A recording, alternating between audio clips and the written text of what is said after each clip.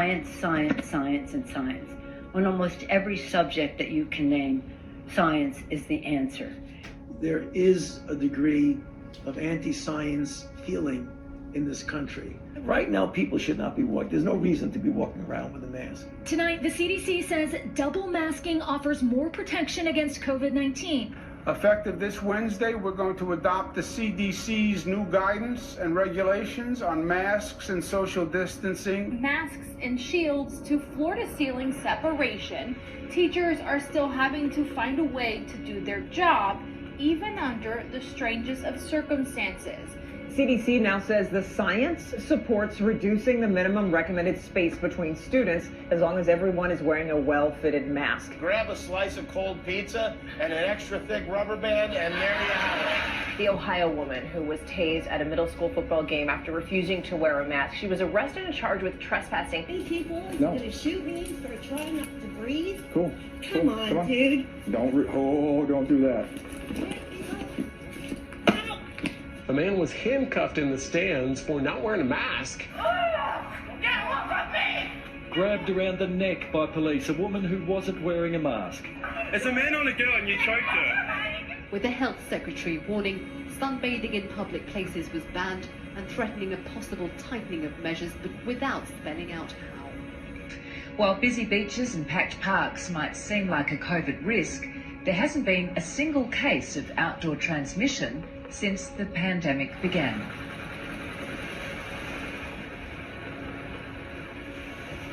The liquid droplets that carry COVID evaporate in the outdoors. That's why, regardless of the fears, there was no transmission from Black Lives Matter protests in Australia.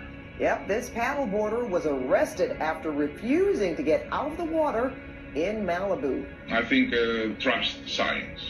I trust scientists, but I don't trust Donald Trump. We have seen a deliberate attempt in many places around the world to undermine trust in science. In Israel, they closed down the synagogues. They closed down mosques and shrines. Churches all over the world are telling people don't come to church. Why? Because the scientists said so. And I think if lives can be saved, even from the unrighteous killing of a baby, that there's something to be gained there. What I will say of this virus, I think we're in the middle of a massive experiment worldwide. And that Where's the guinea pigs? Maybe the experiment is, will people listen to scientists?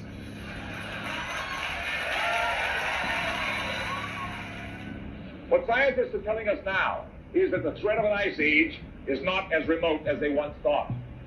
During the lifetime of our grandchildren, Arctic cold and perpetual snow could turn most of the inhabitable portions of our planet into a polar desert. How dare you!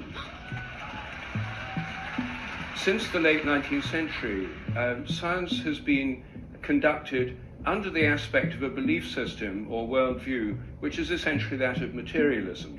The universe is like a machine, animals and plants are like machines, we're like machines. In fact, we are machines.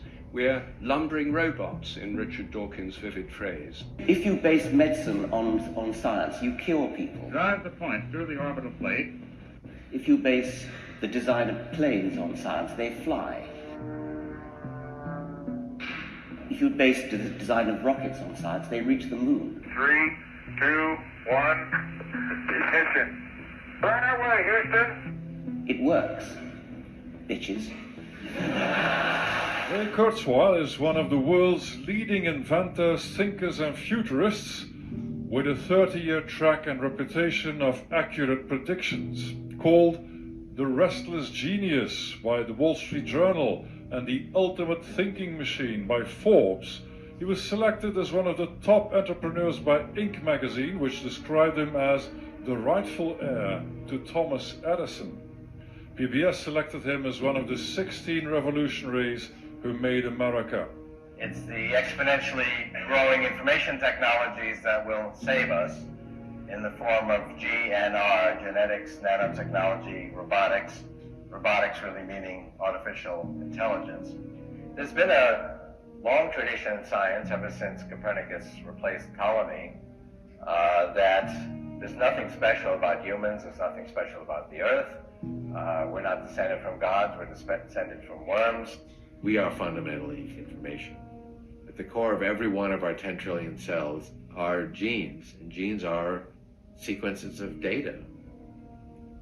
And they evolved thousands of years ago. Many of them go back millions of years. We have this old software that really is not entirely relevant to the modern age we live in.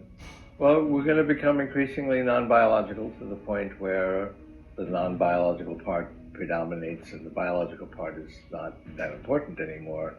In fact, the non-biological part, the machine part, will be so powerful it can completely model and understand the biological part. So even if that biological part went away, it wouldn't make any difference because the non-biological part already understood it completely. Another step then is in the 2030s, when we can actually connect our neocortex, which is where we do our thinking, to computers.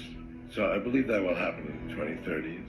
Well, so just the way this is greatly amplified by being connected to the cloud, we can connect our own brain to the cloud.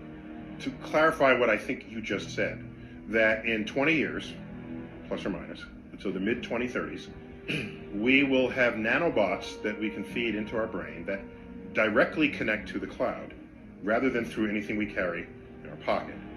Elon Musk's brain implant company Neuralink said on Thursday it had been given a green light from the US FDA to kickstart its first-in-human clinical study. The bottom line is we are one human-machine civilization. This technology has already expanded who we are, and it's going to go into high gear when we get to the steep part of the exponential. Biology and turning it into technology, or making technology that mimics biology.